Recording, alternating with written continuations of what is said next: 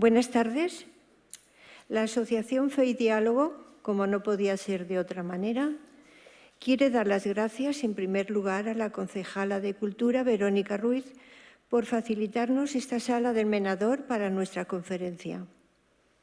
Gracias, Verónica.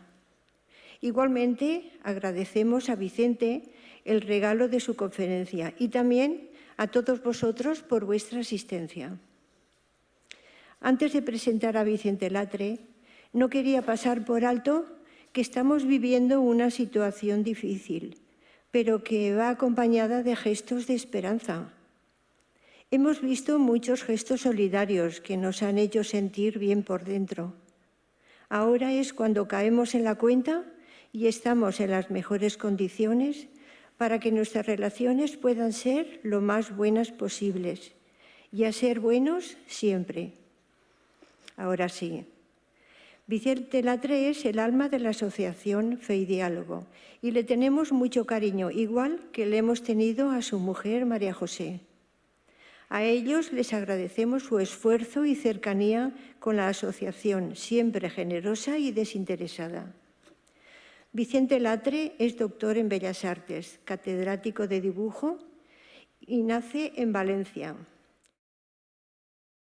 Y dedica principalmente su actividad profesional a la docencia desde 1991 hasta su jubilación en la Universidad Jaime I de Castellón como encargado del área de dibujo y profesor especialista de la asignatura de Fundamentos de Diseño en toda la Comunidad Valenciana, en el que se incluye el Distrito Universitario de Castellón, donde se jubila en el año 2003. Ahora vamos a escuchar a Vicente, que nos hablará de Francisco Ribalta, un pintor vinculado al barroco valenciano. Cuando quieras, Vicente.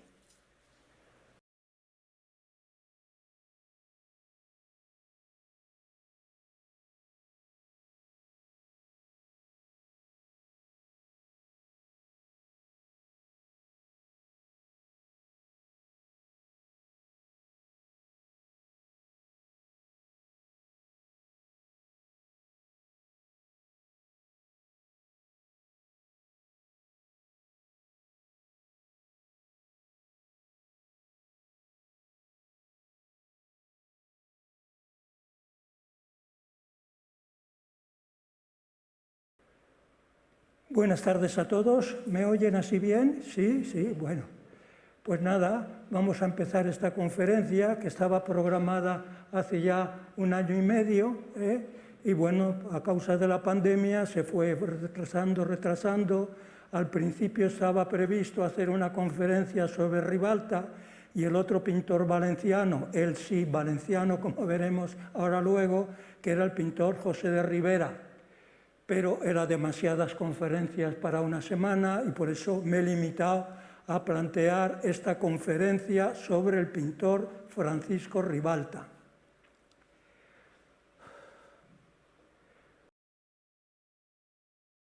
Antes de empezar, querría hacer unos agradecimientos. En primer lugar, a la Asociación de Laicos de Castellón Fe y Diálogo, que otra vez ha tenido la gentileza de invitarme a dar esta nueva conferencia.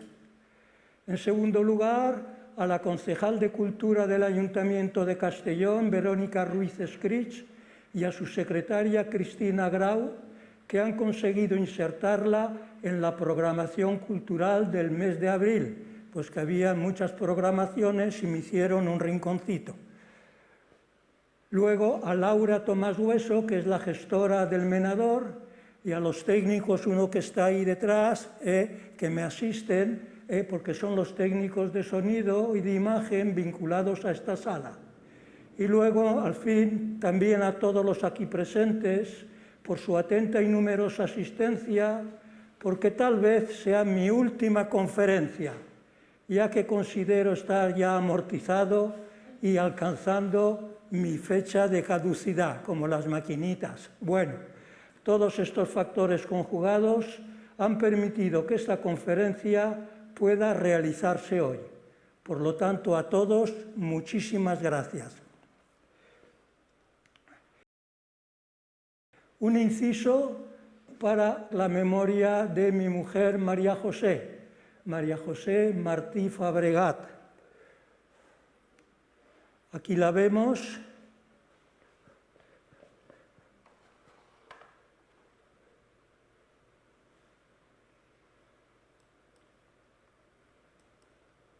Y nos va a saludar.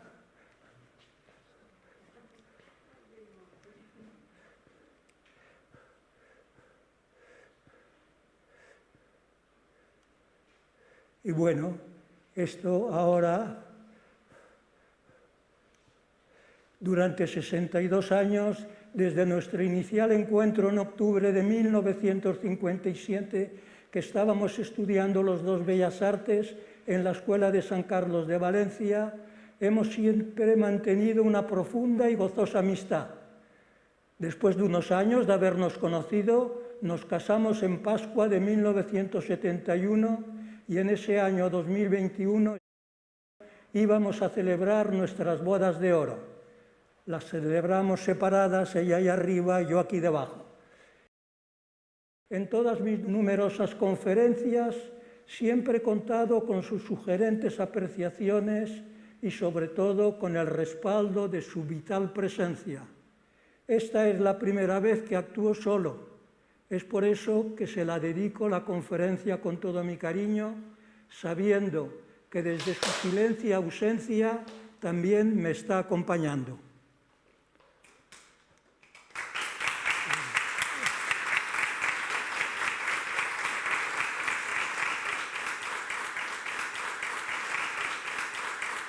Estábamos en noviembre, ella celebraba su cumpleaños y ya había previsto enviar la felicitación de Navidad, que todos los años enviábamos cientos de felicitaciones.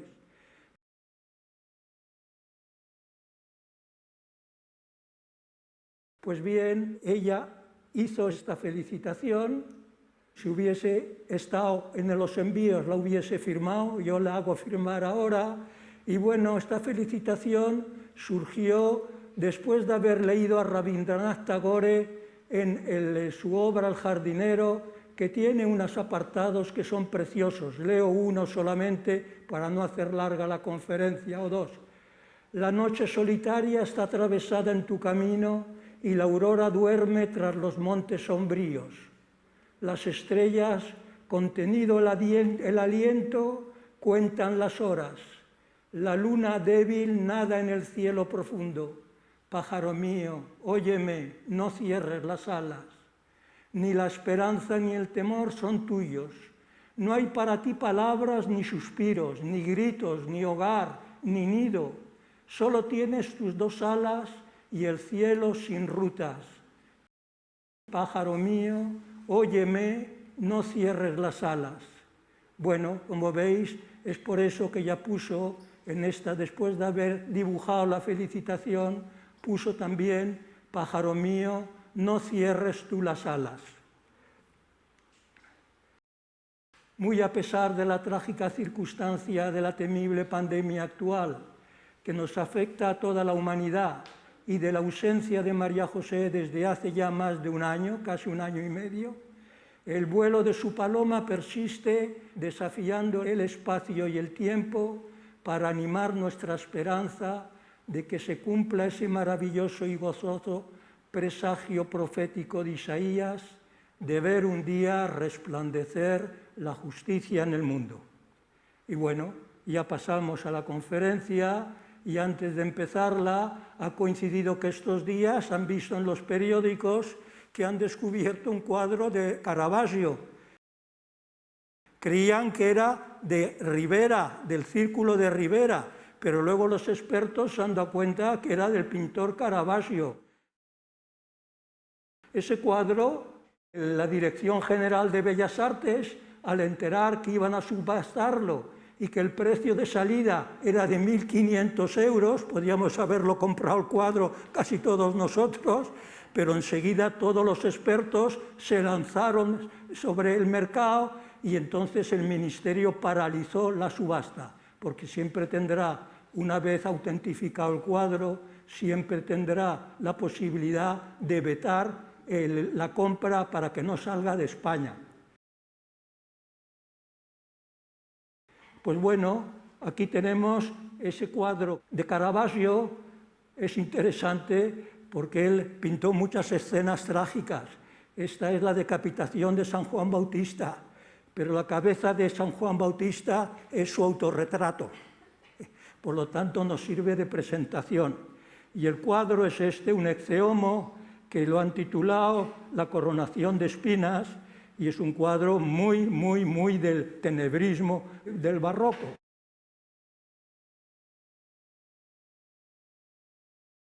Caravaggio tuvo una vida muy tumultuosa y agitada.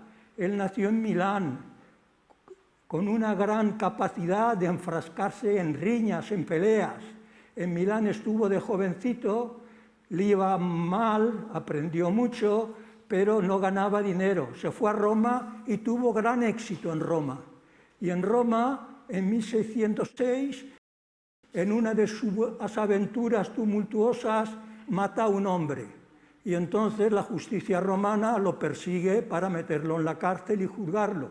Y entonces se fuga y va a hacer un recorrido muy a menudo cambiante, porque se refugiará en Nápoles.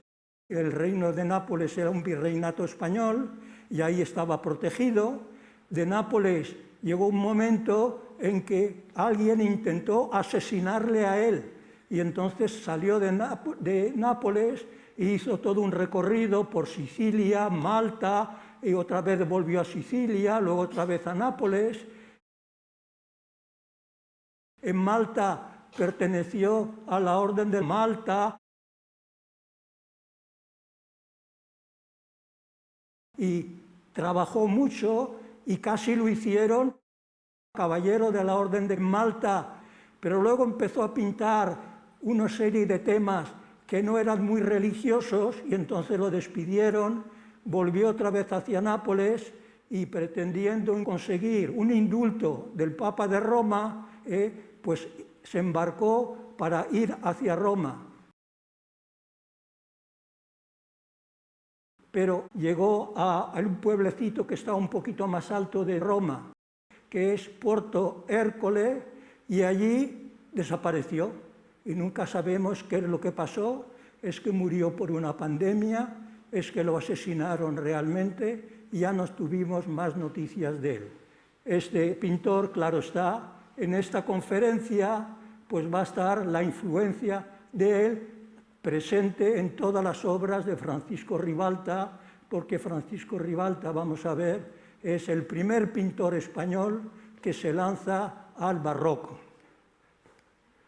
Tenemos aquí, recuerdo una frase de Ortega y Gasset: yo soy yo y mi circunstancia, y si no la salvo a ella, no me salvo yo. Esta conocida frase de Ortega y Gasset nos advierte de que el entorno cultural y físico que nos rodea forma parte y a la vez influye a la vez que es influido por nosotros. No existimos por separado, sino que somos parte del mundo y el mundo parte de nosotros. Pues bien, la circunstancia del pintor Ribalta, ¿cuál es? Pues el pintor Ribalta ya vemos que nace entre 1565 y 1628, y su circunstancia estética, que es importante porque ningún pintor cuando empieza a pintar hace cosas que nadie ha hecho. Todos empezamos a pintar rememorando cosas que hemos visto y influenciados por nuestro entorno y por la moda que viste la gente, es decir, la circunstancia mundana que nos rodea. Pues bien, a Ribalta le toca vivir una circunstancia estética que encaja entre el manierismo y el barroco. Del manierismo no vamos a hablar mucho, solamente dos palabritas. Después de los grandes pintores del Renacimiento, Rafael, Miguel Ángel, Leonardo, etc., pues tuvieron una influencia sobre toda la práctica pictórica de la época. Y todo el mundo trataba de imitarlos. Por eso llaman manieristas, porque pintaban a la manera de Miguel Ángel, a la manera de Leonardo, etcétera, etcétera. Pues bien, Ribalta empezó, ahora lo veremos luego, siendo un manierista, porque se encontró en Madrid con pintores que habían recibido muchas influencias de Roma.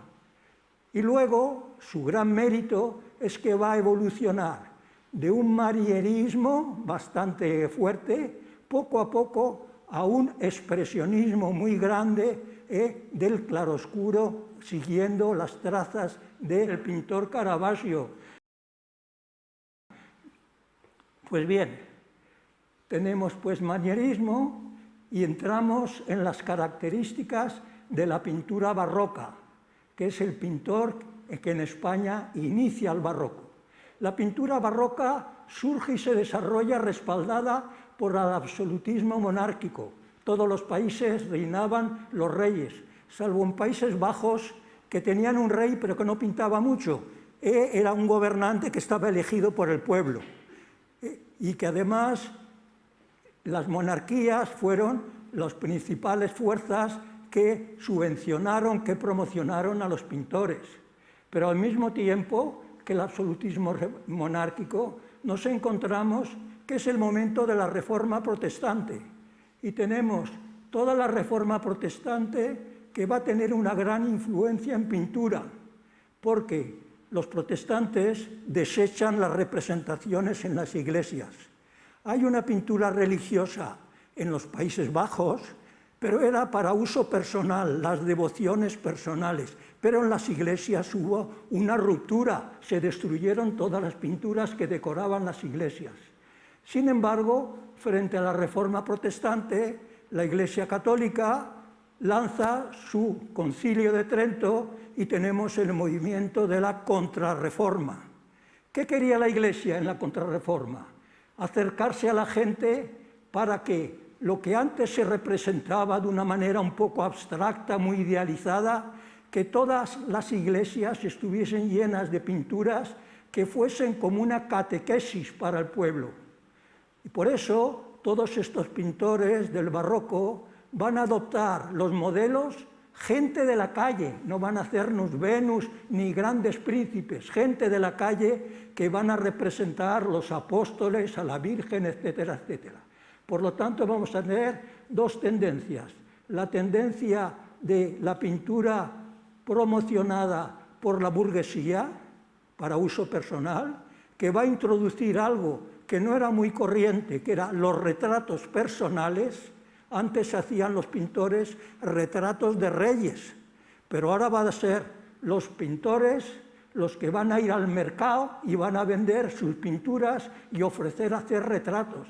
Es la primera vez que los artistas, únicamente esto pasa de una manera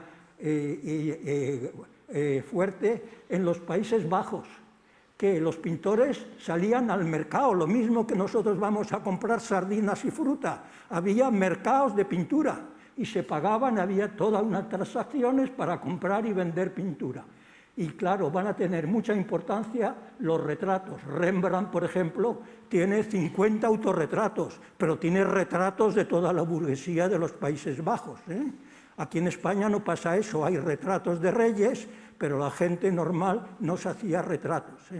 Aquí en España la Contrarreforma va a dominar imponiendo una temática que va a ser religiosa y que, bueno, vamos a ver, muy controlada también por la Iglesia.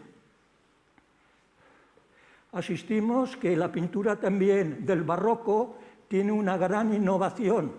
Ya los pintores, los primitivos flamencos, ya habían empleado el óleo, pero será en el tiempos del barroco que los pintores van a adoptar el óleo, que en vez de pintar sobre tablas, se puede pintar sobre un lienzo, que es muy fácil transportarlo, el manejarlo, etcétera, etcétera, y el óleo va a ser la técnica de pintura predominante durante todo el barroco. Quedarán que únicamente para las iglesias los frescos se emplean en ciertas decoraciones murales. Y luego otra innovación del barroco es que se van a interesar por los bodegones. En Holanda les encantaba tener en las viviendas privadas pues unas escenas de frutas, de flores, etcétera, etcétera. Incluso en España, no sé si se acuerdan, que Velázquez tiene un cuadro que está pintada en el fondo, pinta una escena religiosa, pero en el primer término es una cocina. Bueno, pues ya hay un cambio, bodegones, y luego también se introduce el paisaje. Velázquez tiene 2 paisajitos de una villa romana, que hasta entonces ningún pintor real había pintado paisajes. Pues bueno, el paisaje, los bodegones, los retratos van a coexistir con la pintura de la temática puramente religiosa.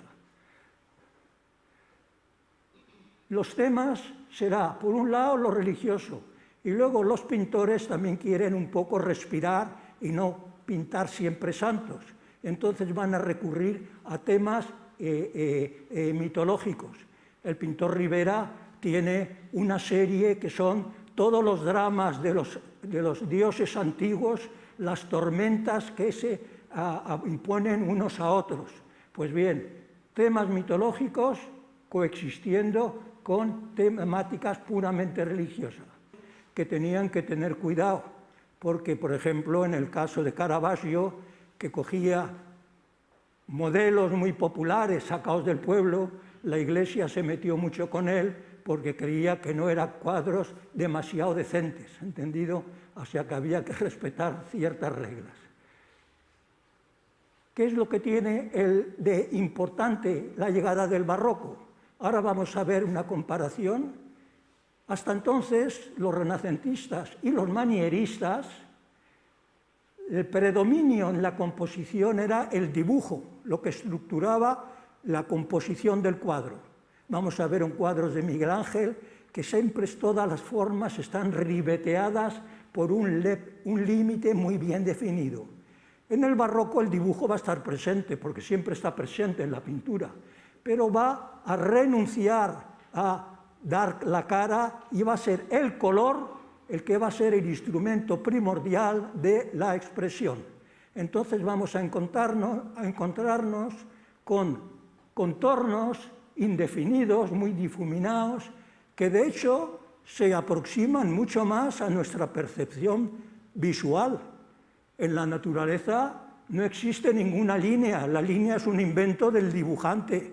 En la naturaleza hay manchas que vemos y manchas que se confunden. Igual cuando ahora escaneamos una fotografía, vemos que si ampliamos los límites nunca están definidos. Es un límite grisón de mezcla de dos colores.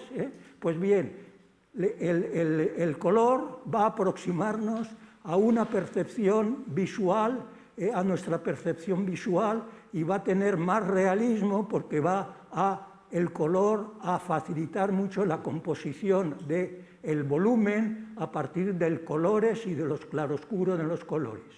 Pues bien, tenemos aquí un cuadro de Caravaggio y es otra novedad, es que antes las composiciones solían ser bastante sencillas, bastante simples, pero en el barroco quieren hacer que todo aparezca como escenas populares, todo mezclado, algo vital, no idealizado. Y aquí tenemos un cuadro paradigmático del barroco de Caravaggio, que son las 7 obras de misericordia, que lo pintó cuando estaba en Nápoles.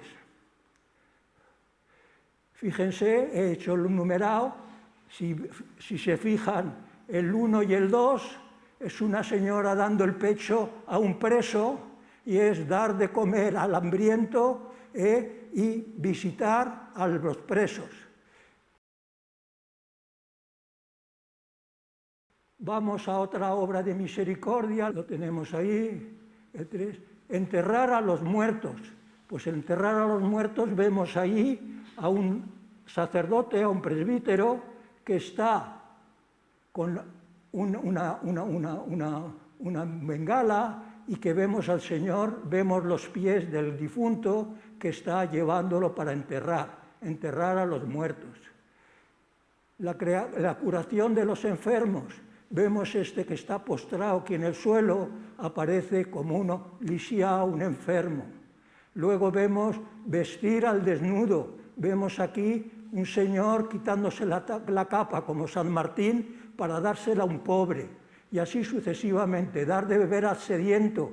Ahí vemos en el número 6, este señor con una bota bebiendo así al gallito para saciarse.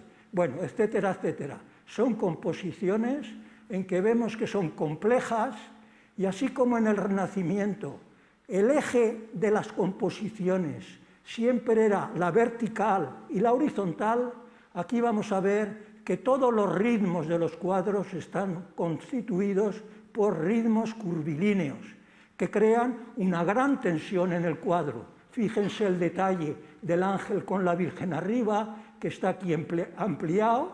Fíjense qué tensiones. Hay una tensión de un brazo que se apoya en el ángel, la Virgen que rodea con otro brazo al niño, las alas que albergan. Es una composición que se van conjugando tensiones para crear una unidad muy, muy, muy dinámica. Decíamos esto del dibujo y el color. Fíjense, aquí tenemos la Sibila Eritrea, pintada, es un fresco de la bóveda de la Capilla Sistina. Y miren, todos los colores, lo que es carne, es color carne con ligeras variaciones y todo ribeteado por una línea que la dibuja, que lo encierra ese color. Cogemos el manto, lo mismo. Cada detalle del cuadro está el color contenido y dominado por los contornos de la línea. Sin embargo, aquí no aparece por ningún lado ninguna línea, ninguna. Todo se confunde. Y el claroscuro, así como en Miguel Ángel, todo parece que tenga el mismo protagonismo, el fondo, la señora Eritrea, etcétera, etcétera, la pitonisa. Aquí todo se confunde, pero el oscuro del fondo nos hace olvidar lo que hay detrás y lo que nosotros percibimos es lo que se aclara con una luz violenta. Por lo tanto, las cosas individualmente de la composición toman un protagonismo dejando de lado el fondo donde persisten. Pues bien, tenemos el ejemplo, prioridad del color, prioridad del dibujo. Y luego aquí tenemos el barroco italiano, que es el origen del barroco en toda Europa. Caravaggio, 1571-1610, la pintura barroca presenta una gran diversidad de escuelas nacionales. En el origen de Italia hay, por un lado, Caravaggio, que practica un tenebrismo, veamos, extremo. Va de los claros muy luminosos a los oscuros muy, muy, muy intensos. Y que luego tiene una percepción de la realidad muy de la vida cotidiana. Todos los modelos que vemos aquí representados en Caravaggio, aquí a la izquierda, toda esa composición del entierro de Cristo, son modelos sacados de la realidad. Y luego tenemos otro barroco que es menos extremo, que es el de los hermanos Carracci. Los hermanos Carracci también practican el claroscuro, pero primero son más idealistas, estaban aún más dependientes de la pintura de los grandes del Renacimiento. Y luego tienen una variedad, son tres hermanos que tienen temas mitológicos, temas religiosos. Los tres hermanos lo tenemos ahí abajo, Aníbal Carracci, luego Ludovico y luego Agostino Carracci. Que bueno, son las dos tendencias que van a coexistir en los principios del barroco. Unos que eran un barroco del norte de Italia, más próximos a la pintura veneciana, y luego Caravaggio, que queda una pintura romana, pero con un tenebrismo muy acentuado. En España, ya hemos dicho que hay muchas variedades del barroco. He puesto aquí representaciones de los principales pintores del barroco español. Tenemos al inicio el pintor Francisco Ribalta, pero luego tenemos aquí un cuadro precioso de Ribera, José de Ribera, que es el martirio de San Felipe, que están elevándolo a una crucifixión. Luego tenemos Francisco de Zurbarán, un pintor que emplea un barroco también acusado, pero que es un enamorado del tratamiento de las telas. Estamos viendo esa calidad textil de las telas que parece que sean telas celestiales, siempre con un tratamiento extremadamente sensitivo. Y luego tenemos ya un barroco mucho más tardío, una pintura mucho más popularachera, que es la Inmaculada Concepción de Bartolomé Esteban Murillo. Y luego aquí debajo he puesto dos cuadros del gran pintor español, barroco, un clásico también del barroco, que es Diego Velázquez, con las meninas y las hilanderas. Estos pintores, vamos a ver cómo van surgiendo en la historia y cómo se solapan unos con otros. El primero que nace de este grupo es Ludovico Carrassi, de 1555 a 1619. Vive bastante para la época, 64 años. Pero ahora si vemos el siguiente, es nuestro pintor Ribalta, que tiene también una edad cuando muere parecida, tiene 63 años, y vemos que solamente hay unos cuantos años que separan a uno del otro. Morirá primero Carrassi y luego será la defunción de Ribalta. Luego tenemos a Caravaggio, que Caravaggio, con toda esta vida tan tumultuosa y tantos atentados, pues vemos que vive muy poco tiempo, murió muy joven, a los 39 años. Y bueno, vemos que es posterior al nacimiento de Ribalta y muere mucho antes que el pintor Ribalta. Por eso el pintor Ribalta va a estar muy influenciado por Caravaggio, pero va a recibir no directamente de cuadros que él ha visto directamente o que ha trabajado con Caravaggio. Hay un pintor que dice que tiene una historia de los pintores españoles que pretende que Ribalta estuvo un tiempo con Caravaggio en Roma, y no es verdad. Ribalta nunca se desplazó de la región valenciana. Por lo tanto, ¿cómo se dejó influenciar por Caravaggio? A través de la pintura de la corte, que había mucho movimiento artístico entre el virreinato de Nápoles y la corona española, y el Escorial estaba cuadros que iban llegando de la pintura italiana, y todo el mundo estaba influenciado por toda esta pintura. Y bueno, ahora vamos a ver, luego cómo Ribalta, donde hace su aprendizaje fuerte, va a ser en el Escorial, viendo los cuadros de todos los pintores que estaban influenciados por las nuevas tendencias. Luego vemos al otro hermano Carrassi, Agostino, que también vivió muy poquito, 25 años. Otro hermano Carrassi que vivió también relativamente poco, 29.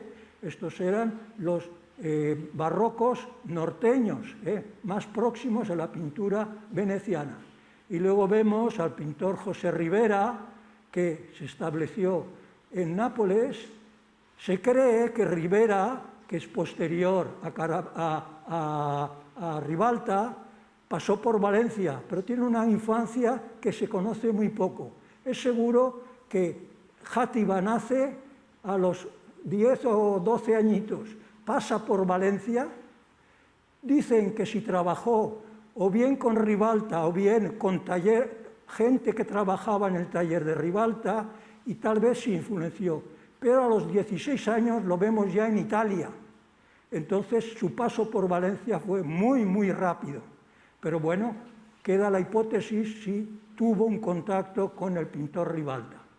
Luego vemos Zurbarán, este pintor magnífico, que se muere a los 66 años, Velázquez, que más o menos es coetáneo, nacimiento y muerte con Zurbarán, y luego veremos todo el Rembrandt, el gran barroco de los Países Bajos, que vive también 63 años, como ven, todas las edades de los longevos son alrededor de los 60, que viviesen más tiempo no había muchos.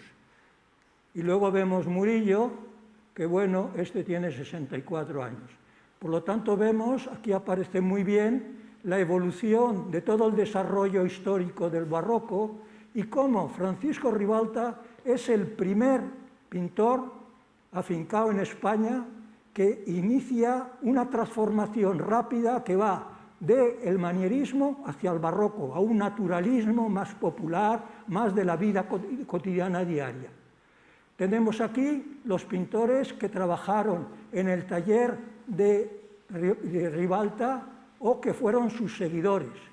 Primero estamos aquí, que es Juan Ribalta, que es su hijo, el mejor de sus discípulos, y luego tenemos a Abdón Castañeda, otro pintor que trabajó con él, otro pintor, Gregorio Bausá, del este extremo, y luego tenemos Jerónimo Jacinto de Espinosa aquí debajo, Vicente Castelló, que era el yerno de Ribalta.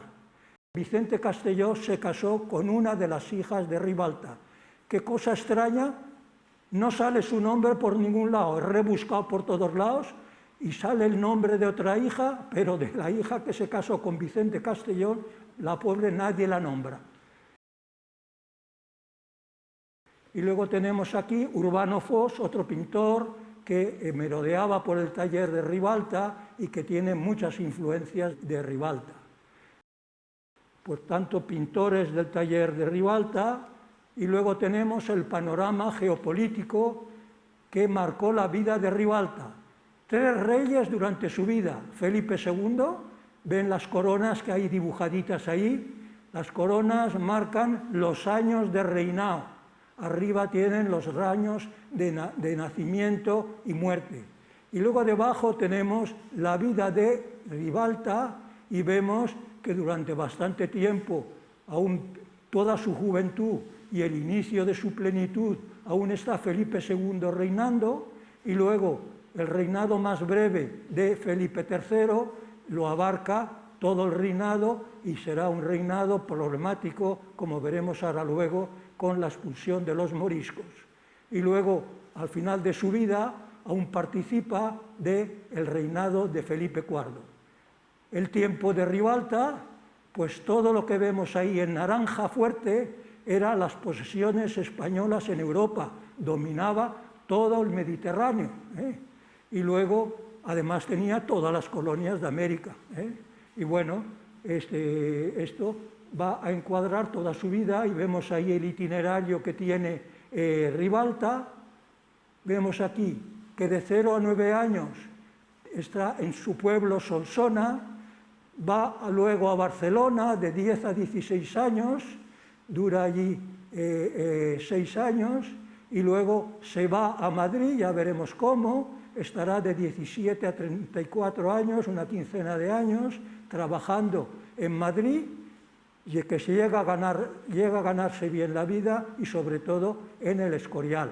Pero nunca fue un pintor de la corte, fue un pintor que, bueno, estaba apreciado, pero no pertenecía a la camarilla próxima al rey. Y de Madrid vendrá a Valencia, y de 35 a los 63 años, durante 30 años estará trabajando en Valencia y recorriendo los pueblos de Valencia con los encargos.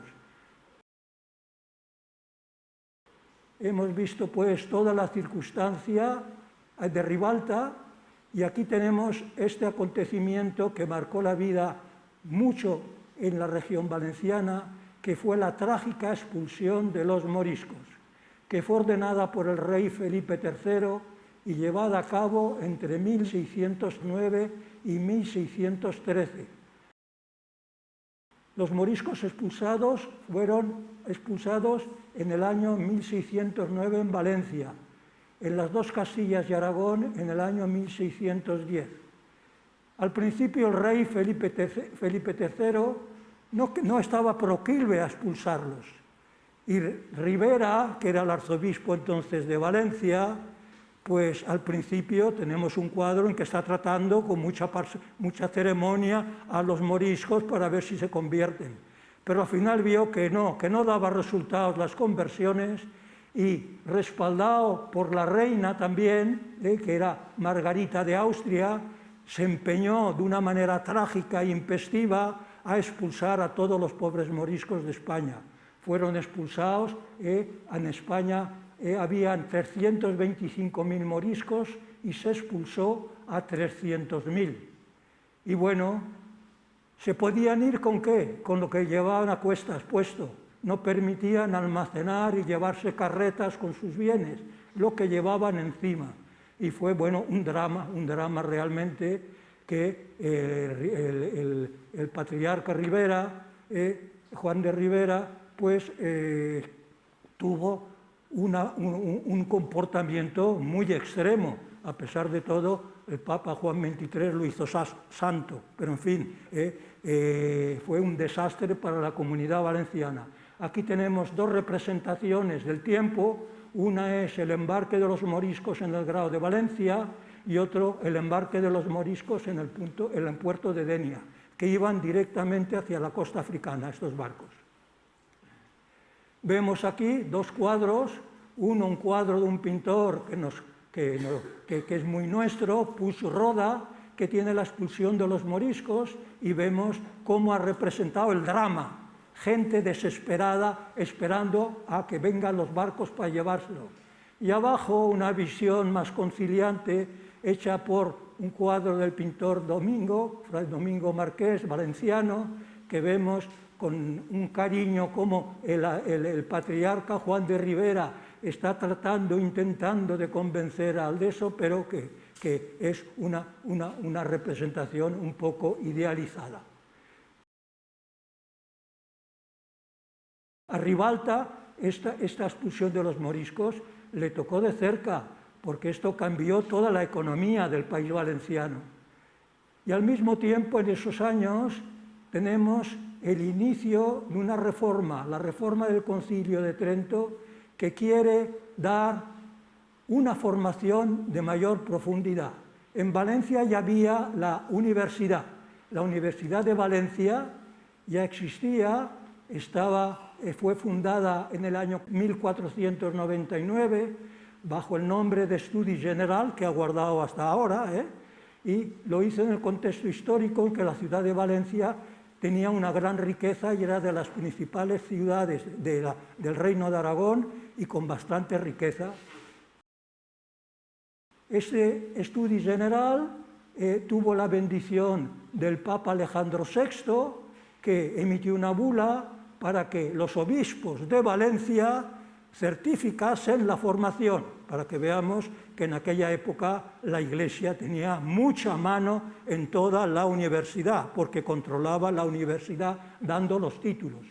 Y luego, alrededor nacieron colegios mayores, que unos eran para favorecer ciertas tendencias y otros eran para favorecer el acceso de los pobres a la cultura. Tenemos el colegio de Santo Tomás de Villanueva, que ahora lo veremos, y luego tenemos el Corpus Christi, el patriarca era Juan de Rivera.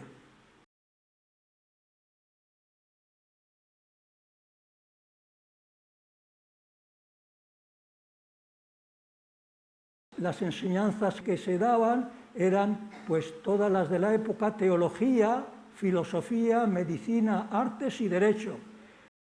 Yo encontré la fecha en que la Escuela de Bellas Artes entró en la universidad y resulta que la Escuela de Bellas Artes de San Carlos, donde yo he estudiado y otros compañeros de aquí han estudiado, entró en la Universidad de Valencia en el año 1765 y perduró, que le habían construido aulas para poder impartir las clases artísticas, y perduraron en la universidad hasta 1850, que es la fecha en que había pasado la revolución de la invasión francesa, habían destruido toda la universidad los franceses y se refugiaron en el convento del Carmen, donde se ha mantenido durante mucho tiempo. Tenemos pues la sabiduría. Aquí tenemos el colegio de Santo Tomás de Villanueva, que yo he conocido este convento que está aquí, estaba en la calle Pintor Sorolla. Este convento en la Riada de Valencia tenía un claustro magnífico y se desmoronó y construyeron este otro colegio que vemos aquí a la derecha. Nada, esto es la tormenta. Este, que es el que persiste actual, que está hecho también un colegio mayor para seminaristas que quieren perfeccionarse y también residencia de estudiantes. Y luego el pintor Ribalta pintó un cuadro de Santo Tomás de Villanueva con dos oficiales, con dos seminaristas, pero ese cuadro en la guerra del 36 lo destruyeron. Y ahora lo que hay es un cuadro, una reproducción de Murillo, que es Santo Tomás de Villanueva dando limosnas. Era un gran amante de asistir a los pobres. Y luego tenemos el otro gran colegio, que era el colegio del seminario del Corpus Christi, que fue el patriarca arzobispo de Valencia, San Juan de Ribera, que lo construyó en un tiempo récord entre 1586 y 1610. No sé si han entrado aquí en el Patriarca, pero en Valencia llaman al Patriarca la Capilla Sixtina de Valencia, porque está todas las paredes totalmente pintadas con escenas relativas a San Vicente Mártir, a San Vicente Ferrer, a todos los santos valencianos. Bueno, vemos aquí una impresión, el claustro interior del colegio, con una biblioteca que tienen maravillosa, y luego tenemos otros cuadros en diferentes momentos, estas pinturas murales que, de punto de vista ambientación, es gozosísima esta iglesia, pero hay que reconocer que la calidad de las pinturas dejan mucho que desear con respecto a la Capilla Sixtina, son de una calidad mucho más mediana, pero que dan esa impresión de riqueza.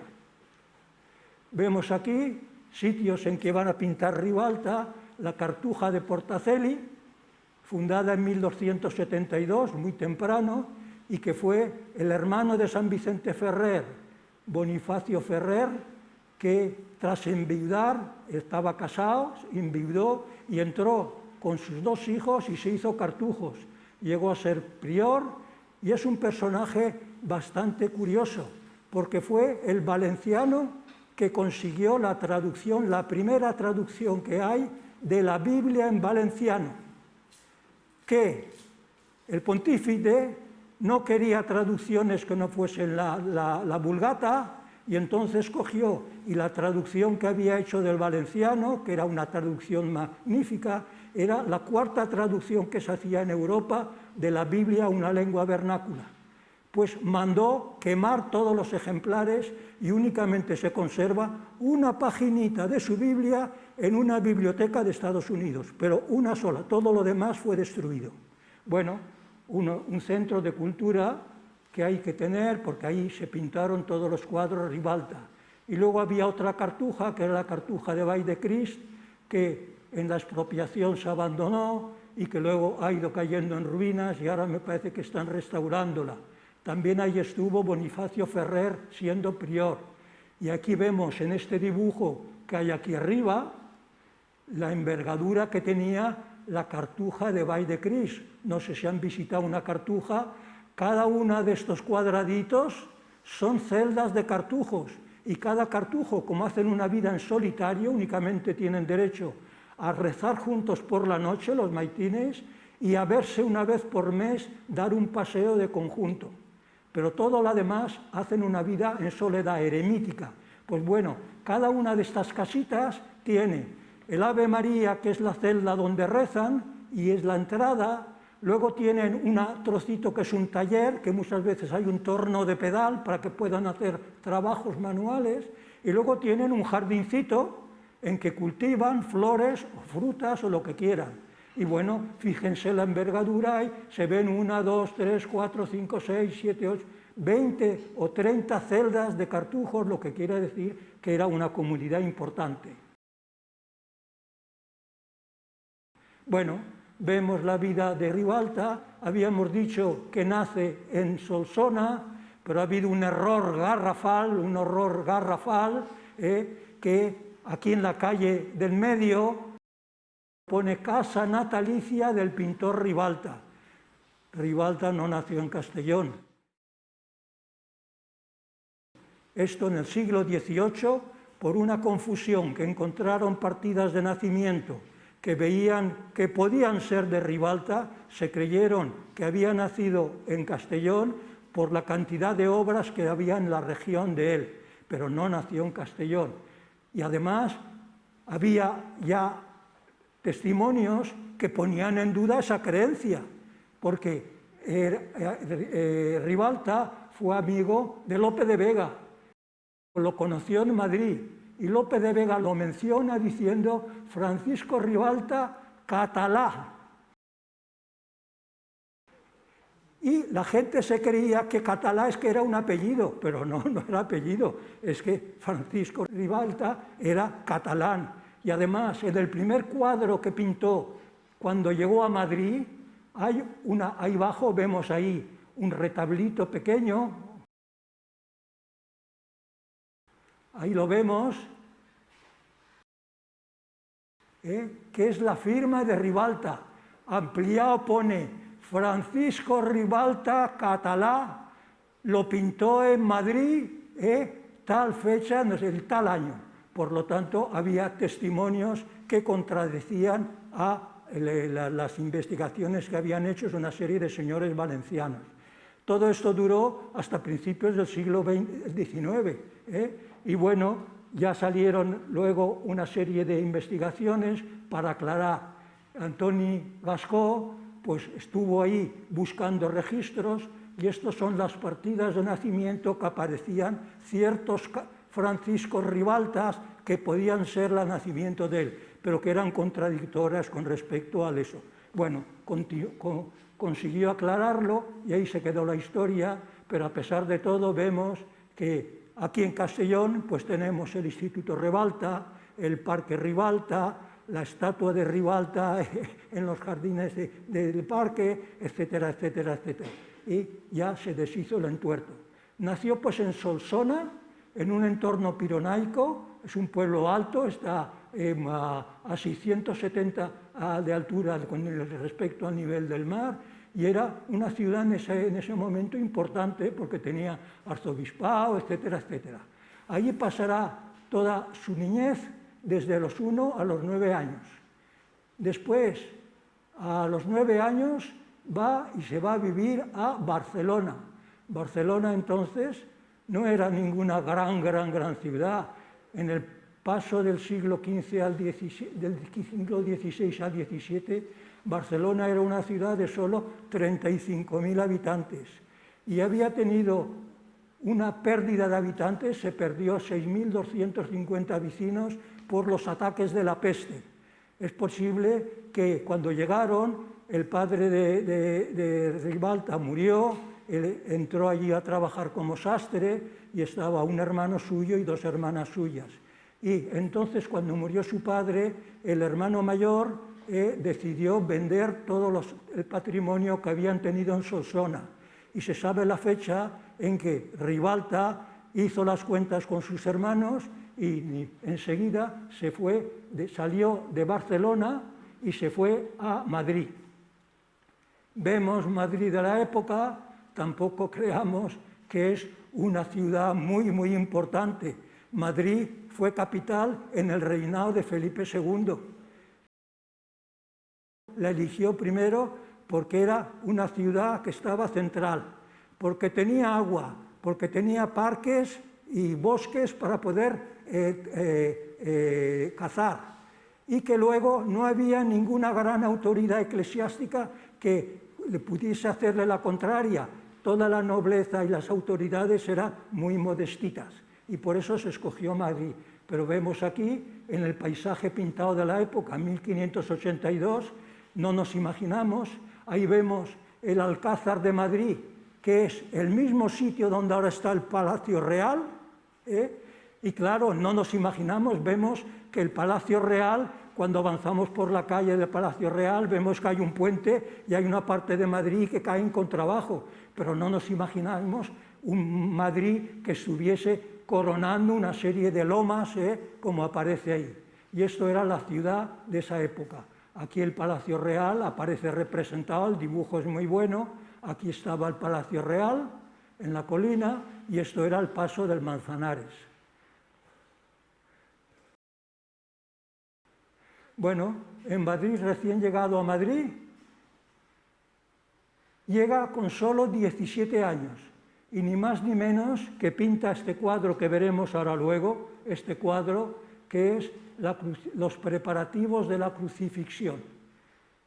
Allí en Madrid se deja influenciar por todos los pintores que habían, tanto en Madrid y sobre todo por los cuadros que había en el Alcázar, porque Tiziano, por ejemplo, que era el pintor preferido de Carlos V, pues hizo muchísimos cuadros que estaban almacenados en el Alcázar. Y luego Madrid acababa de terminarse el Escorial, y en el Escorial estaba toda una serie de obras y de petición de representaciones para decorar el Escorial.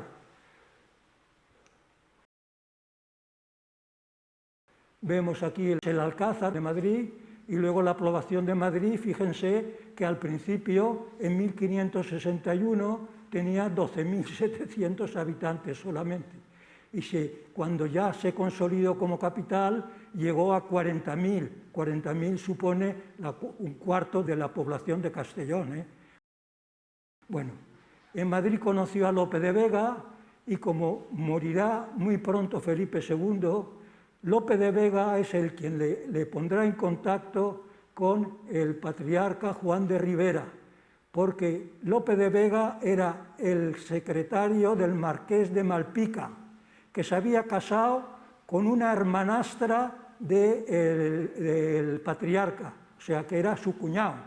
Y entonces le advirtió a Ribalta que había mucha demanda de pintores y Ribalta, ni más ni menos, cogió la maletita y se fue para Valencia. En el Escorial van a ver la influencia de tres grandes pintores. Tiziano, el pintor predilecto de Carlos V o Carlos I de España. Luego está Giacomo da Ponte, que se le conoce por Jacobo Bassano, que es un pintor italiano del manierismo, que fue muy famoso y que tenía mucha obra en Madrid. Y luego tenemos abajo Sebastiano Luciani, que es más conocido por Sebastiano del Piombo, que Ribalta le debió gustar tanto que debió hacer cantidad de croquis de sus cuadros, que vamos a encontrar luego en los cuadros que pinta Ribalta o sus discípulos o su taller, que están no copiados, pero inspirados en la composición de las obras originales de Sebastiano del Piombo. Bueno, aquí tenemos ya en Valencia, vemos que en Valencia se afinca y va a estar en Algemesí 2 años pintando el retablo mayor de la iglesia de Sant Jaume, y luego pintará obras que vendrán a Castellón, a Jérica, a Segorbe, a la Cartuja de Valldecris, que está al lado de Altura, o a la Cartuja de Portaceli, que está al lado de Serra, entre Bétera y Serra. Y también en un pueblo valenciano, cerca ya con Castellón, pero por la parte de arriba, que es Andilla. Bueno, pasará ahí, tenemos aquí los 3 hombres que intervienen para que venga la muerte de Felipe II, el enchufe que tenía Lope de Vega y luego Juan de Ribera, que necesitaba artistas para la construcción del Corpus Christi. Se viene a Valencia, se afinca. Valencia era una gran ciudad, el plano es precioso, el dibujo, aquí vemos todo el puente de Serrano, aquí lo vemos, todo el puente de Serranos, y vemos la ciudad de Valencia de esa época, que corresponde a lo que llamábamos en Valencia la circunvalación, que estaba la muralla. Pues bueno, parece que en esa época Valencia era una ciudad aún próspera, tenía alrededor de 47.000 habitantes, y poco a poco llegó hasta 65.000. Era la ciudad más poblada y rica de la península y entre las más grandes de Europa. Pero la expulsión de los moriscos en 1609 provocó una regresión que tardaría en recuperar más de 100 años. Vemos pues Algemesí, el retablo y la iglesia de Algemesí, donde se pasará pintando 2 años. Luego vemos Jérica, la iglesia de Jérica, que también tenía retablos. Y luego vemos Segorbe, en que su hijo Juan Ribalta y su yerno Vicente Castelló estarían 2 años pintando en Segorbe. Una ciudad también con murallas. Luego vemos Andilla, un pueblo que yo nunca había oído nombrar, pero que también tiene unos retablos en que participaron Ribalta y sus discípulos. Y luego vemos Castellón, en que hubo muchos cuadros que circulaban por ermitas o iglesias de Castellón. En Castellón, en tiempos de Ribalta, pues esto es el planito de los orígenes de Castellón, plano que sería en la disposición de los romanos, de las fundaciones romanas. Esto es el Castellón del núcleo medieval, y en los siglos XVI se amplía un poquito con esas periferias un poco más grises. Los habitantes del siglo XVI eran 2.500, un pueblecito, y el siglo XV 5.000. En 1510 las epidemias de peste negra y la guerra de Germanías reducen su población hasta 5.000.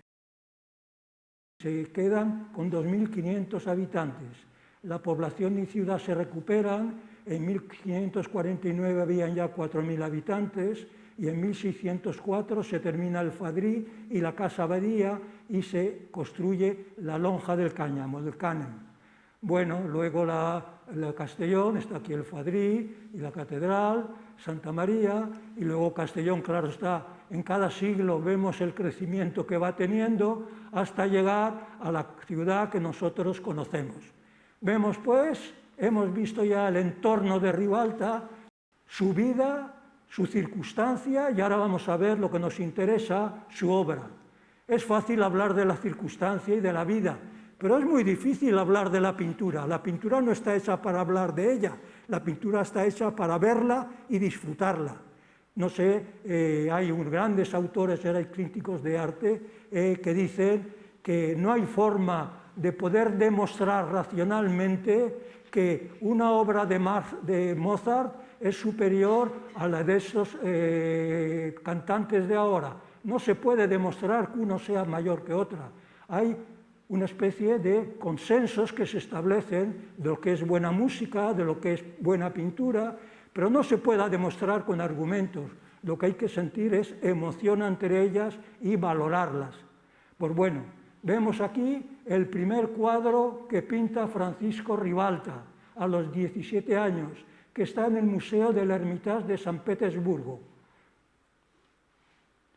Un cuadro que es realmente muy bueno, y vemos ya también las influencias, a pesar de ser del principio, de las influencias del claroscuro, porque Miguel Ángel no hubiese pintado una composición con zonas de sombría como esta.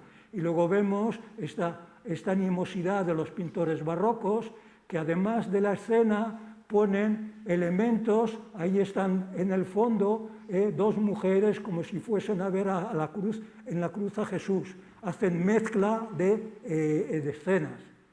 Vemos pues aquí ampliado la imagen de Cristo. Vemos aquí un cuadro precioso que es el martirio de Santa Catalina, una mujer muy sabia que vivía en Alejandría, en Egipto, con una inteligencia extraordinaria, y en un momento dado el emperador Magencio visitó y quiso que abjurase de todas sus creencias cristianas. Y ella dijo que se hiciese un diálogo con sus mejores sabios para aclarar cualquier religión era la mejor. En el diálogo resulta que Catalina convierte a todos los sabios del diálogo. Entonces, furioso, el emperador manda torturarla, y después de muchas torturas en que sale indemne, al final muere. Bueno, por eso está representada muy bien con una rueda de cuchillas, que ahí vemos un trozo, y bueno, que era el martirio que consiguió destruir su vida. El cuadro, ya lo vemos, el dinamismo que tiene. Fíjense, la imagen de ella que está mirando hacia el cielo como si estuviese subiendo, la espiritualidad que surge, y luego todos los de alrededor como están desbocados, no saben qué hacer, etcétera, etcétera. Bueno, son las composiciones que son clásicas de la pintura barroca. Vemos aquí esta San Margarita Guyot, fue una religiosa terciaria franciscana que tuvo muchas experiencias místicas. San Juan de Ribera, el arzobispo patriarca, era muy devoto de verla y fue su confesor en un momento dado, y luego mandó que la pintasen. Ya hay varios retratos de uno, Juan de Seriñena, que era un coetáneo de Ribalta, este cuadro de aquí, el número 1, y luego vemos el número 2 y el número 3, son dos versiones, una ampliada y otra retocada, de la representación que hace Ribalta de Santa Margarita Guyot. Sus escritos, etcétera, luego se publicaron y tuvieron una gran difusión y se la consideraba como una gran mística.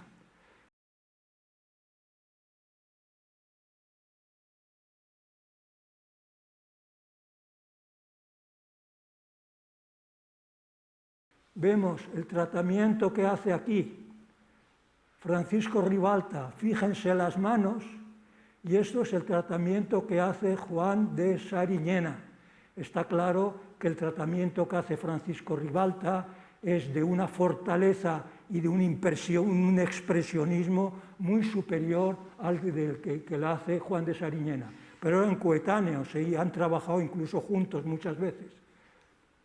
Esto es el retablo mayor de la iglesia de San Jaime de Apóstol de Algemesí. Ribalta pasó 2 años pintando esto y ciertas iglesias de alrededor. Vemos aquí el retablo, una escena el lavatorio de los pies, otra la oración en el huerto, luego vemos milagros del peregrino injustamente ahorcado. Todo esto son las leyendas del Camino de Santiago. El ahorcado se cuenta en una leyenda que un señor fue acusado de haber hecho un crimen y lo colgaron. Y luego sus familiares rezan al santo y resulta que van a ver al obispo y le dicen que ha resucitado. Y el otro dice, me están tomando el pelo. Y no, y es que había resucitado gracias al milagro que había hecho el apóstol Santiago. Son todo leyendas. Por eso ahí aparece, ahí están hablando y convenciendo al sacerdote que negaba que hubiese un milagro, y ahí al fondo ven el Señor que estaba colgado y que resucita. Y luego aquí tenemos el descubrimiento de la tumba de Santiago. Vemos aquí cómo el obispo había sido advertido de unos fenómenos raros y descubren la tumba donde yace el Santiago.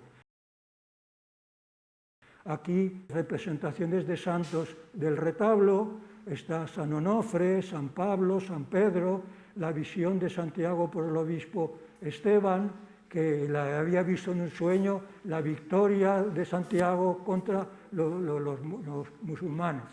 Y esto es el descubrimiento de la tumba de Santiago en Algemesí, y esto es, arriba se ve la tumba en los orígenes y luego el cofre en que están todas las reliquias de Santiago.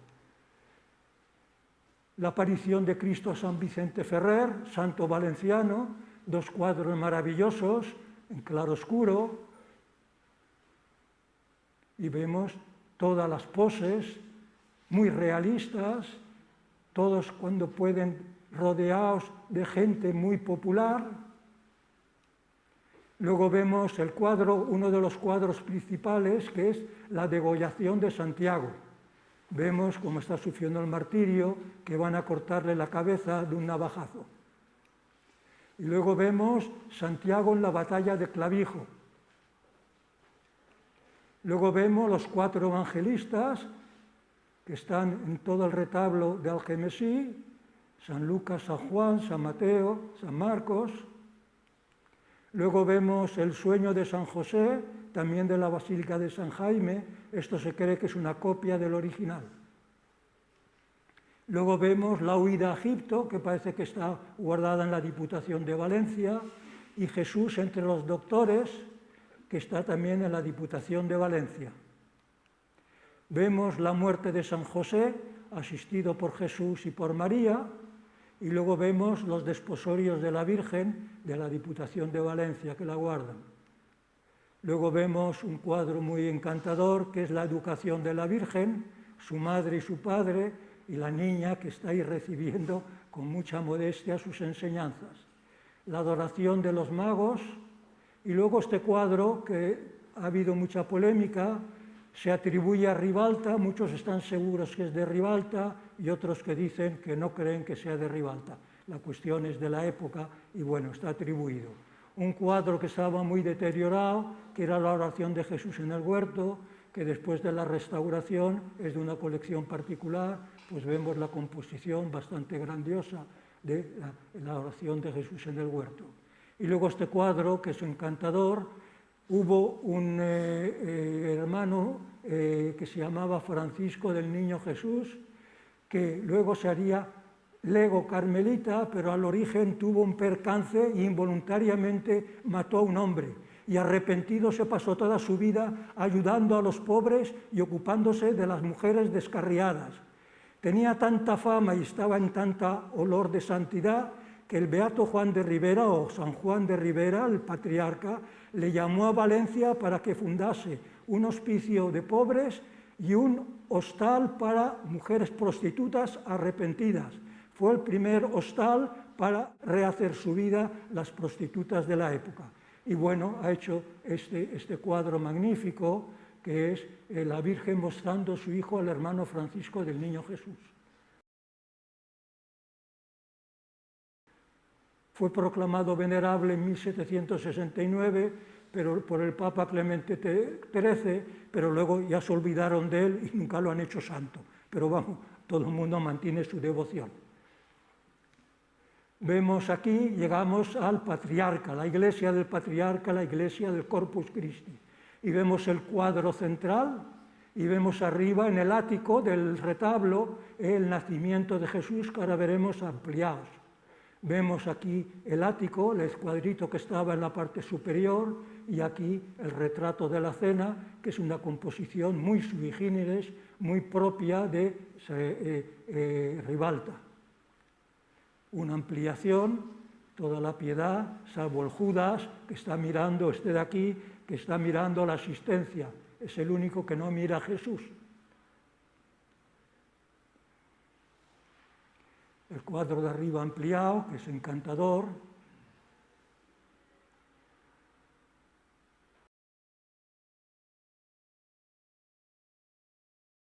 Ribalta no hace demasiados cambios de colores, le encanta unas composiciones cromáticas con variaciones de tonos muy ricas, pero sin crear estridencias.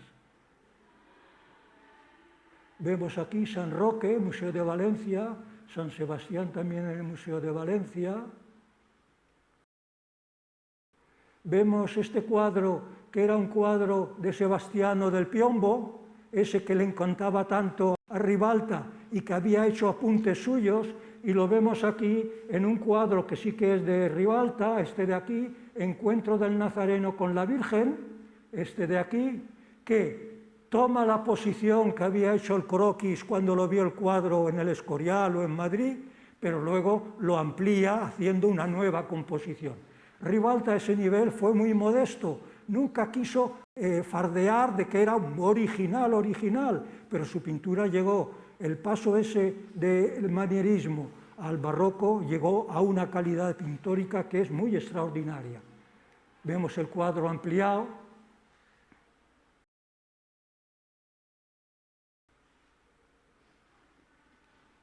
Luego tenemos una crucifixión, Gólgota. Eso no me ha aclarado, en unos libros dicen que es propiedad particular de don Juan San Aparici y otros que están en el Museo Provincial de Valencia. Pero vamos, la composición es magnífica. Luego vemos, los joyeros fueron unos clientes de Ribalta. El gremio de los joyeros en Valencia tenía la sede en la iglesia de Santa Catalina y allí habían todo un retablo con los milagros de San Eloy, había estos cuadros de la Anunciación que encuadraban el retablo mayor y estos cuadros que luego pasaría al museo. Pero San Eloy es el patrono de los joyeros. Según la leyenda, fundía el oro con la mano. Bueno, y tuvo una devoción en toda Europa porque fue el patrón no solamente de los joyeros, pero también de todos los que trabajaban con el hierro, la ferronería, etcétera, etcétera.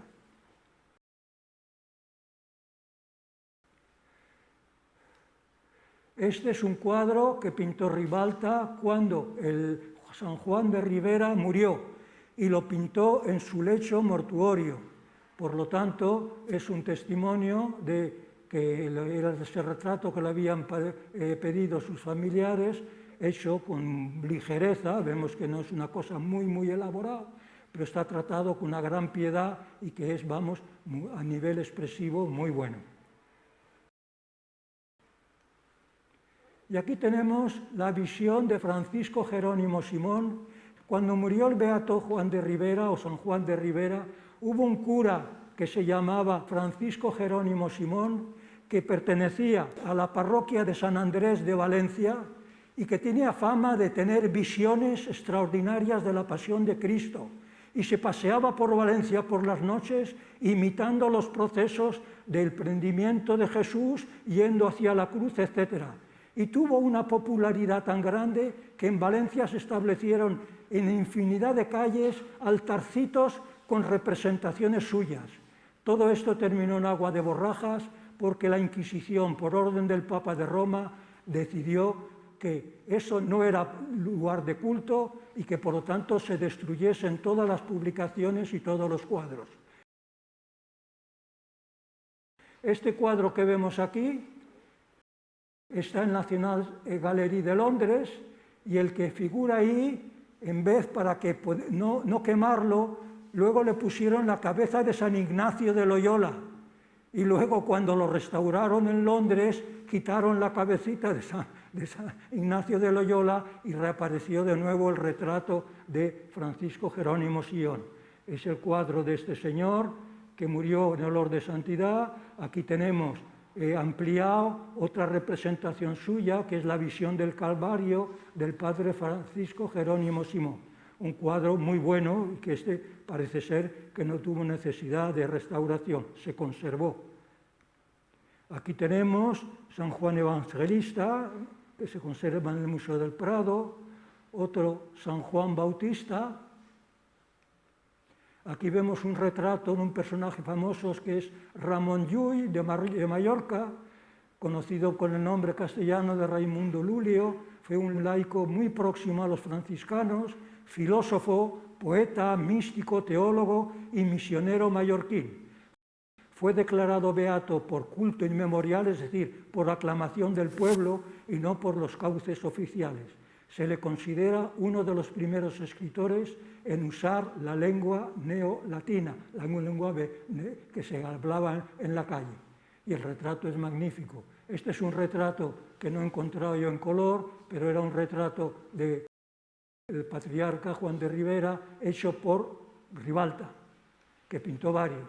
Y aquí tenemos las grandes composiciones vemos en la época de plenitud del pintor Ribalta. Abrazo de San Francisco con el crucificado, que era para el convento de los capuchinos de Valencia. La composición es magnífica, y luego la simplicidad que hace resaltar el alma del cuadro en ese fondo tortuoso que le quita la importancia.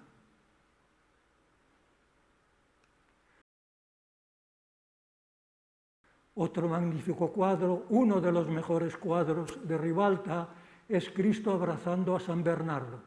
Está en el Museo del Prado. El tratamiento de la túnica nos recuerda pintores que la han imitado luego.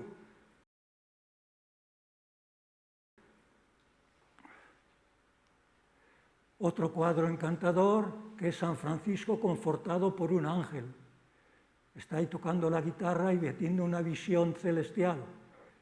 Aquí vemos en las temáticas del tratamiento cómo Ribalta quiere hacer historietas que el pueblo se enganche, que comprenda, ¿no? Aquí no había ninguna reflexión teológica, era todo una aproximación catequética para despertar las devociones del pueblo. Vemos un San Roque procedente de una ermita dedicada al santo, que está en el Museo de Bellas Artes de Castellón, un San Roque del Museo de Valencia. Estos cuadros, muchos críticos no están seguros que fuesen muy de Ribalta, y no saben si Ribalta está presente o si ha retocado un poquito Ribalta o lo han hecho casi totalmente sus discípulos siguiendo sus indicaciones. De todas maneras, hay un libro muy bueno que trata de la época que en vez de ocuparse del pintor Ribalta llama Los Ribalta y aglutina a Ribalta, a sus hijos, su cuñado y todo el círculo de pintores valencianos que habían alrededor de él. Por eso es un libro interesante. Ahí hay especialistas que tratan de determinar qué es lo que ha hecho Ribalta y qué es lo que no ha hecho, pero es problemático decidir, Otro cuadro es la Apoteosis de San Bruno, un cuadro procedente de la Cartuja de Valdecristo, de Valldecrist, que estuvo pintado a propósito de su canonización.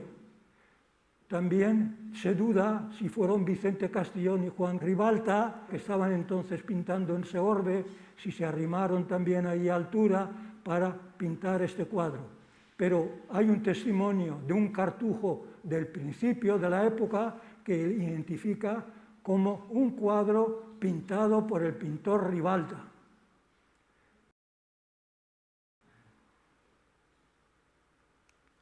Luego tenemos estas dos cabezas que son extraordinarias. El alma bienaventurada y este de aquí, el alma en pena. Es de una factura que es extraordinaria, unos contrastes, vemos que no hay exceso de colorido, pero hay tantas variaciones de tonalidades que crea una atmósfera de realismo que es muy particular. Esta cabeza la encontraremos en una crucifixión de Ribalta, que es de San Juan mirando a la cruz. Aquí un cuadro de San Eloy y Santa Lucía, aquí un San Isidro Labrador del Museo de Valencia. Luego este cuadro que se pintó con mucho deseo del patriarca Juan de Ribera para que San Vicente tuviese una capilla particular en el Corpus Christi, en la iglesia del Corpus Christi.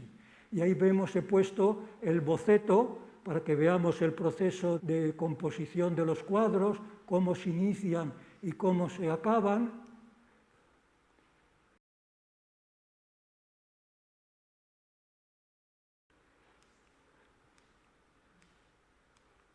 Ahí vemos el boceto, ahí arriba,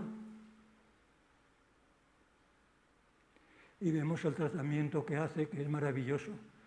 En el fondo vemos ahí un conjunto de gente que apenas emergen del fondo sombrío, que son las predicaciones del santo.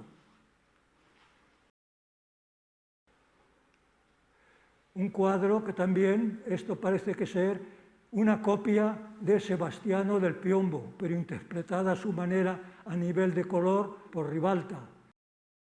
Vemos que el dibujo corresponde uno y otro, parece que estén calcados, pero el tratamiento cromático es totalmente diferente. A menudo es un cuadro que existía en el Colegio del Corpus Christi, pues parroquias querrían una copia y Ribalta pues no tuvo reparos en hacer copias de un cuadro.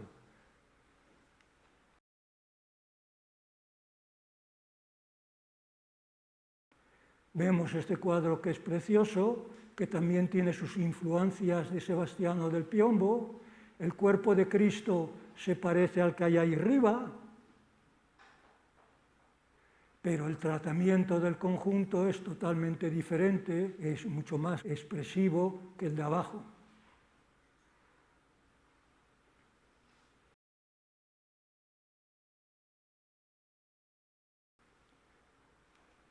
Vemos aquí un detalle y en representación del Cristo muerto sostenido por dos ángeles.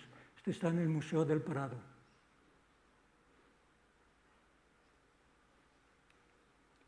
Luego vemos este cuadro que es Cristo cuando baja al limbo a ver las almas del purgatorio o del infierno. Y bueno, igual nos pasa como en los anteriores. Sebastiano del Piombo en el Escorial y en Madrid tenía este cuadro de aquí. Esta es la interpretación de Sebastiano del Piombo. Cristo visitando las almas del infierno o del purgatorio. Y esta es la interpretación que se cree que hacen Juan Ribalta, su hijo, Vicente Castellón y Abdón Castañeda, los tres discípulos, pero claro, yo pienso que es posible que Ribalta no haya intervenido directamente, pero el croquis del cuadro de Sebastiano del Piombo lo hizo Ribalta cuando estaba en Madrid. Por lo tanto, él le pasó el esquema de la representación aquí y estos lo interpretaron siguiendo las indicaciones de Ribalta. Vemos este cuadro precioso que son los desposorios místicos de Santa Gertrudis en la parroquia de San Esteban de Valencia. Esta Gertrudis nace en 1256 y muere en 1302 a los 45 años. Es una chiquita que la meten en el convento, no hay ninguna referencia a los padres, por lo tanto se cree que fue una niña recogida o abandonada. La cuestión es que la tuvieron en el convento y consigue estudiar, luego fue superiora del monasterio y bueno, tuvo muchas visiones de Cristo adolescente. Siempre, según decía ella, veía un Cristo que se le parecía joven. Por eso Ribalta ha hecho una representación de Jesús como si fuese un muchacho de 18 años.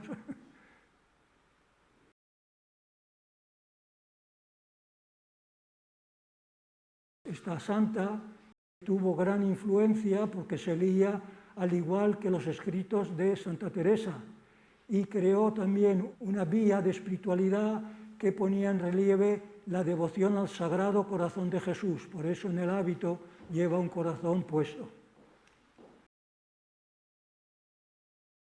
Aquí vemos el cuadro magnífico de una crucifixión, un calvario. ¿Se acuerdan de la cabeza tan bonita del alma en pena que hemos visto? Pues miren el parecido que tiene con el sufrimiento de la cabeza de San Juan. Este cuadro se lo debía de estimar Ribalta tanto que es de los pocos cuadros que firma abajo, tiene el letrerito abajo, Francisco Ribalta, que ampliado lo tenemos ahí, Ribalta.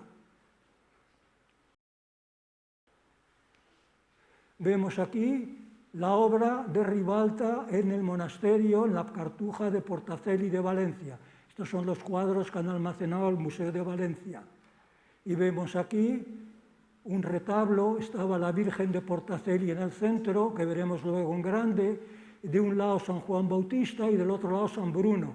San Bruno era el fundador de los cartujos y claro, los cartujos viven en silencio, por eso le puso esa actitud de silencio poniendo un dedo entre los labios. La Virgen de Portaceli, ampliada con un detalle.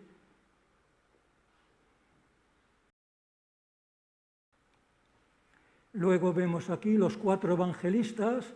De un lado vemos San Marcos con el león y aquí vemos a Ribalta pintando a la Virgen. Se cree que este es el autorretrato de Ribalta. Y aparece como San Lucas.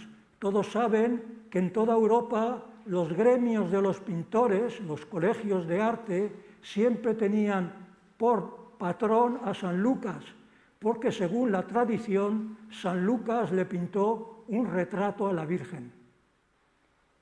Y por eso él, como evangelista, San Lucas pone su autorretrato, pintando a la Virgen.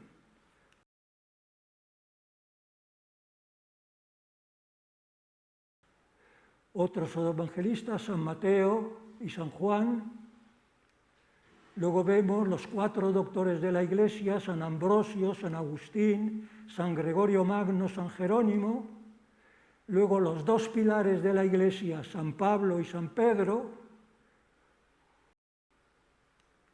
Y luego he puesto aquí al lado el cuadro de Ribalta, el primero que pintó a los 17 años, y este cuadro que hay aquí a la derecha, que es de su hijo Juan Ribalta, que fue su mejor discípulo, y vamos, cuando lo vemos nos damos cuenta cómo se ha ido transmitiendo el estilo de uno al otro.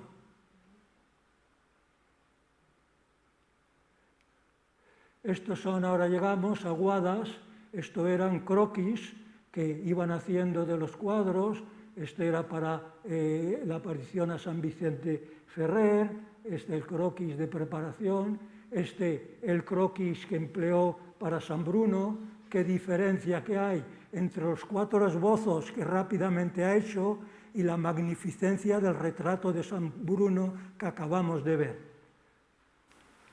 Otros croquis, la coronación de la Virgen, que hizo con la cruz a cuestas, luego estudios de figuras y luego la coronación de la Virgen. Un Ribalta a la Inmaculada Concepción y un esbozo, un cuadro para la Trinidad. Otro martirio de San Esteban y otro San Antonio de Padua. Un martirio de San Esteban y estudio de un ángel con un santo arrodillado. Y bueno, vamos a llegar al final de la conferencia. ¿Me he pasado mucho? No, no demasiado. Tenemos que aquí esto es la iglesia de los Santos Juanes. Esta iglesia de los Santos Juanes ahora me parece que se pueda visitar. Cuando yo tenía 15 o 16 años estaba clausurada porque me parece que en guerra la bombardearon y habían quemado todo el interior de la iglesia que ahora han tratado de restaurar. Ahora vemos que aún han puesto bastantes pinturas restauradas. Sin embargo, en la bóveda del fondo debió de estar toda quemada porque ya no queda nada absolutamente. En esta iglesia de los Santos Juanes, que está enfrente de la lonja y a mano derecha del Mercado Central, es donde está enterrado Francisco Ribalta.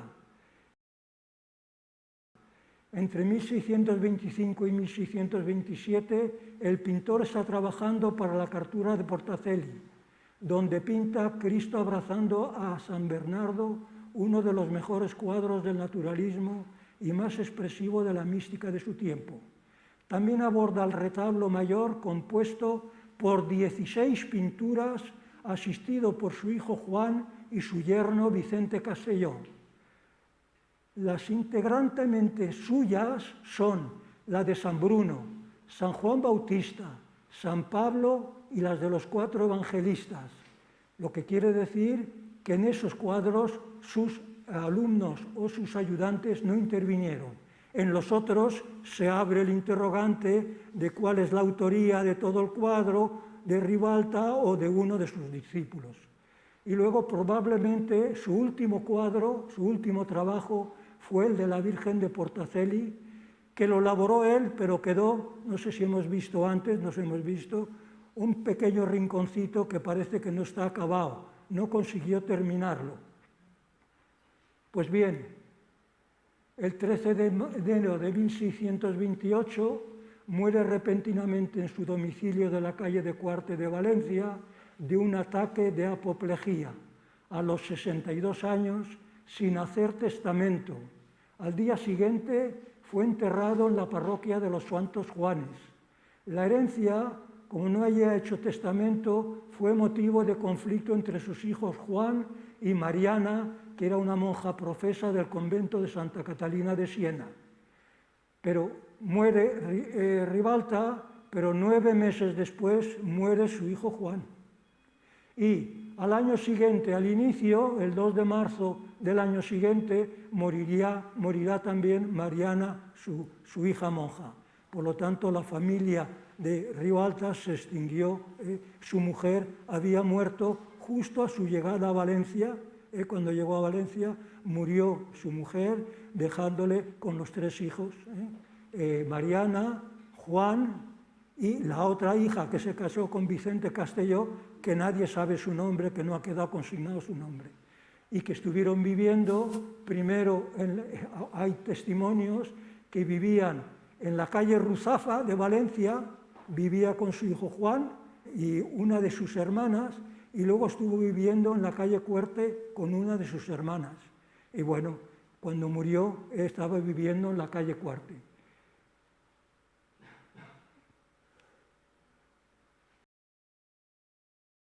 Giuseppe Martínez, un señor que lo conoció muy íntimamente a la muerte de Ribalta, elogió el temperamento humilde y ajeno a las vanidades de Francisco Ribalta, asegurando que murió con tan grande reputación que casi fue venerado por santo. Y bueno, es todo lo que podía decir en este breve tiempo sobre Ribalta, y tenemos llegado al final, tenemos el fin de la conferencia, y gracias por su atención.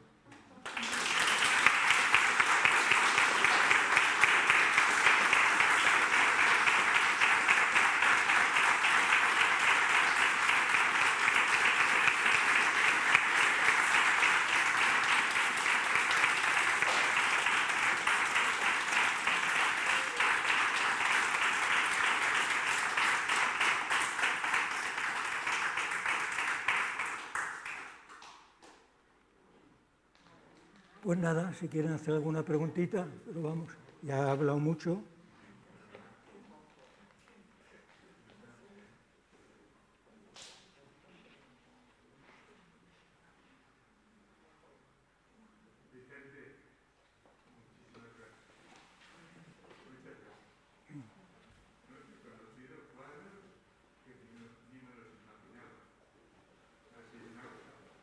Espera, es que no te oigo porque no llevo los audífonos.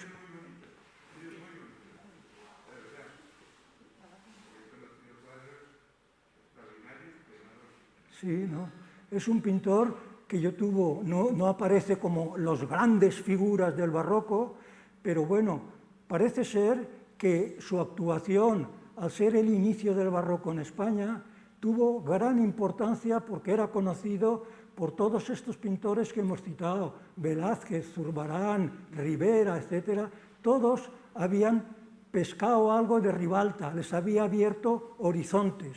Y en ese nivel yo creo que dejó una gran huella en la pintura barroca valenciana y que se extendió por toda España.